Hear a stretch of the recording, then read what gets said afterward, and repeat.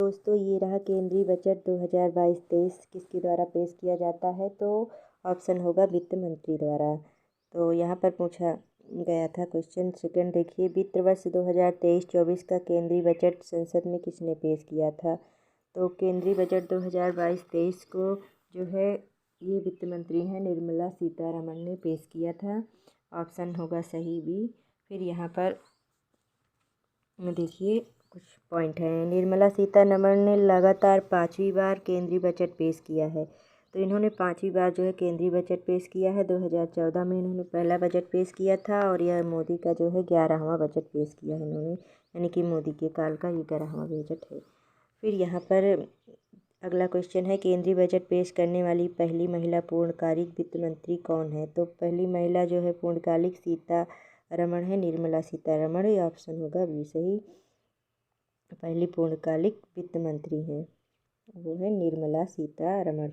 फिर यहाँ पर अगला क्वेश्चन है, बजट पेश करने वाली पहली महिला कौन थी। तो यानी कि बजट पेश करने वाली पहली महिला पूछा गया है तो इंदिरा गांधी है। इंदिरा गांधी ने पहला बजट पेश किया था 1970 में, तब वह प्रधानमंत्री थे। इन्होंने अपने शासनकाल में ही जो है बजट को पेश किया था, जो कि 1970 में पेश किया गया। अतिरिक्त प्रभार संभालते हुए उन्होंने बजट पेश किया था इंदिरा गांधी ने। इंदिरा गांधी।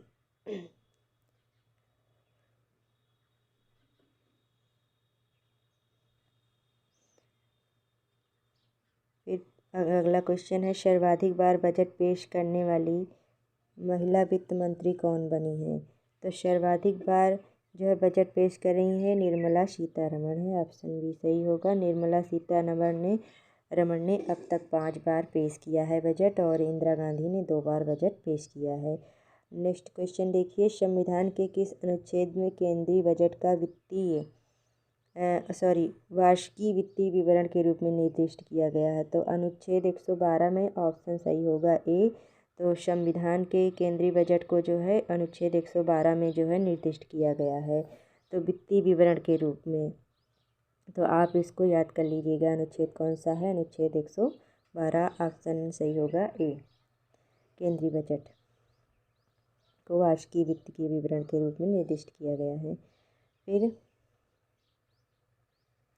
अगला क्वेश्चन देखिए, ब्रिटिश भारत का पहला बजट किसने पेश किया गया था। तो ब्रिटिश भारत का पहला बजट किसने पेश किया। तो इसमें जेम्स विल्सन है। बी ऑप्शन सही होगा। इन्होंने 7 अप्रैल 1860 को पेश किया था। फिर अगला क्वेश्चन देखिए, स्वतंत्र भारत का पहला बजट किसने पेश किया था। तो स्वतंत्र भारत का पहला बजट जो है पेश किया था, पहले वित्त मंत्री थे R.K. षणमुखी चेट्टी। तो जाहिर सी बात है कि इन्होंने ही पेश किया होगा, तो ऑप्शन होगा सी सही। तो इन्होंने कब पेश किया था। तो 26 नवंबर 1947 को स्वतंत्र भारत का बजट पेश किया था। तो स्वतंत्र भारत का पहला बजट। फिर आता है, गणतंत्र भारत का पहला बजट किसने पेश किया था। गणतंत्र भारत का पहला बजट पेश किया था जो है जॉन मथाई ने। तो ऑप्शन इसका होगा ए सही। तो इन्होंने जो है गणतंत्र भारत का पहला बजट 28 फरवरी 1950 को जॉन मथाई ने पेश किया था। और जेम्स विल्सन, R.K. षणमुखी और इनके द्वारा भी ये जो है बजट को पेश किया गया है। और हाँ, तो फिर जॉन मथाई भी तो इस क्वेश्चन के जो है राइट आंसर हैं। फिर यहाँ पर देखिए 10वां क्वेश्चन, सर्वाधिक बार बजट पेश करने का रिकॉर्ड किसके पास है। सर्वाधिक बार मोरारजी देसाई ने जो है बजट को पेश किया है, तो इन्होंने 10 बार पेश किया है। भारत के 3 प्रधानमंत्री कौन है जिन्होंने प्रधानमंत्री रहते हुए बजट पेश किया है। तो भारत के 3 प्रधानमंत्री तीनों हैं इसमें, उपयुक्त सही होगा। और फिर इसमें राजीव गांधी ने भी पेश किया था अपने शासनकाल में ही, जवाहरलाल नेहरू और इंदिरा गांधी ने। तो क्वेश्चन क्या बन रहा है, प्रधानमंत्री रहते हुए। फिर देखिए अगला क्वेश्चन, संसद में कितनी बार पेपरलेस बजट पेश किया गया। तो संसद में 3 बार पेपरलेस बजट पेश किया गया है। तो ऑप्शन सही होगा, यानी कि 3। फिर यहाँ पर कौन कौन टाइम में हुआ था, 21, 22, 2023 में जो है पेपरलेस बजट पेश किया गया था। फिर यहाँ पर देखिए केंद्रीय आम बजट जो है उसके बारे में कुछ मुख्य घोषणाएं की गई है 2023-24 में।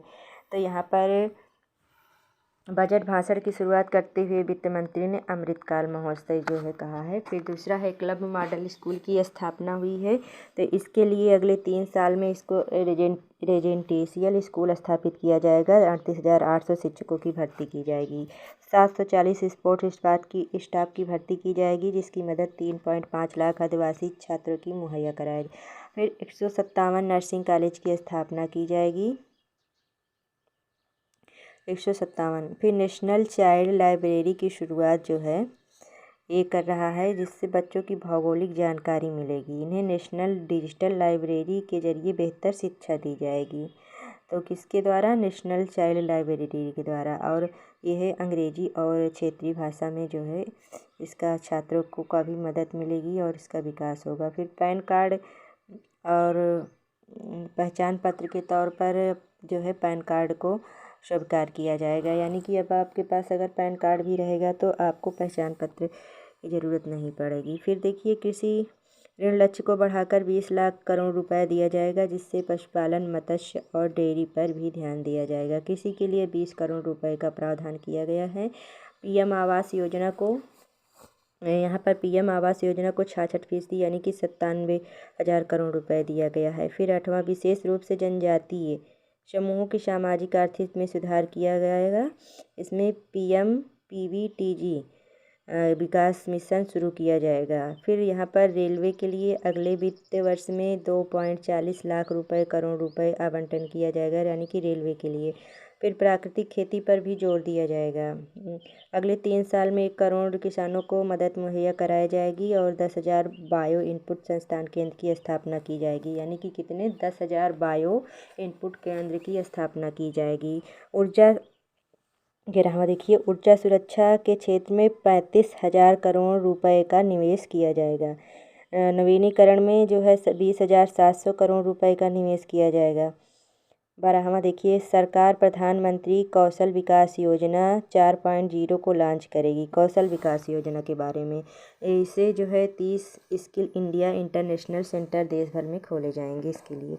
फिर देखिए 13वां नेशनल हाइड्रोजन मिशन के लिए ऐलान किया गया है, जिसे वित्त मंत्री ने 19,700 करोड़ का आवंटन किया है। इसका लक्ष्य 2030 तक 5 मीट्रिक मिलियन टन ऊर्जा को मुहैया कराना है। फिर देखिए 14 क्या आता है? 14वें में 15 GB जो है 5G सेवाओं के लिए 1000 लैब की स्थापना। फिर आर्टिफिशियल इंटेलिजेंस 3 सेंटर एक्सीलेंस की स्थापना की जाएगी। फिर यहाँ पर देखिए 16 जो है चीज़ें 16वें नंबर पे है इतनी चीज़ों को जो है सस्ता किया गया है। पहला टीवी पैनल, फिर सीमा शुल्क 13% किया है। खिलौने, साइकिल, ऑटोमोबाइल को सस्ता किया गया है यहाँ पर। फिर चौथा मोबाइल और फ़ोन के कैमरे लेंस भी सस्ते होंगे। फिर आयरन बैटरी 1% की छूट, इसमें जो है आयरन की जो बैटरियाँ होती हैं उसमें 1% की छूट को जो है सस्ता किया गया है। फिर महिलाओं के लिए है नई बचत योजना का ऐलान किया गया है 2 साल के लिए, 2025 तक इसका जो है चलाया जाएगा जो है। फिर सिगरेट के दाम भी बढ़ चुके हैं और कस्टम ड्यूटी को भी बढ़ा दिया गया है। सोना चांदी के सामान महंगे होंगे, सिगरेट के दाम जाहिर से बढ़ा दिए गए हैं, सोना चांदी भी अब की बार महंगे ही होंगे। वरिष्ठ नागरिकों की बचत योजना वरिष्ठ बढ़ाकर 9 लाख रुपए कर दिया गया है, पहले 4.5 लाख रुपए था। संयुक्त खाता धारकों को 15 लाख रुपए की सीमा दी गई है। राजकोषीय घाटा कम करने का लक्ष्य किया गया है। राजकोषीय घाटा को 2025-26 में GDP का 4.5% तक लाने का लक्ष्य किया गया है। और यहाँ पर टैक्स के बारे में देखिए, टैक्स की व्यवस्था पहले 21 नंबर पर आता है। हाँ, 3.6 पर 5% टैक्स जो है दिया जाता था। फिर पहले 5% था और 6 से 9 लाख पर 10% था, 9 से 12 लाख पर 15% था, 12 से 15 लाख पर 20% था, 15 लाख से ऊपर वालों को 30% दिया जाता था। और अब यहाँ पर देखिए नई टैक्स व्यवस्था के अनुसार 7 लाख पर कोई टैक्स नहीं लगेगा, यानी कि अब जो टैक्स व्यवस्था चल रही है 7 लाख पर, अगर आप इस पर करते हैं तो आपको कोई भी टैक्स नहीं लगेगा। पहले जो है 7 लाख की, यानी कि पहले की जो व्यवस्था थी उस पर 5% आपको टैक्स देना पड़ेगा अगर पहली वाली कानून व्यवस्था को आप अपनाते हैं। तो अगर नई वाली को करते हैं तो आपको कोई टैक्स नहीं देना होगा।